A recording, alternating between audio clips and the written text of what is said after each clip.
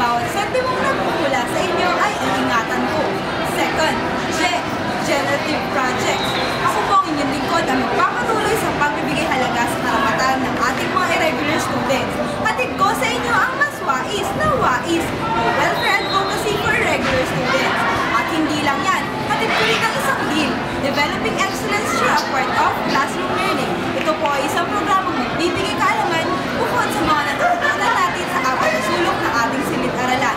At ang pangatlong gem na hatid ko sa inyo ay junior relationship. Ang isang leader po ay hindi lamang sa salita, ngunit nakikita rin natin sa pag-uugali at sa gawa. Muli, huwag po natin kakalimutan ang hatid ko sa inyong service. Ako po si Geraldine Angeles. Hindi po Jejemon, Geraldine Angeles, your Mass Communication Society Auditor. Say yes!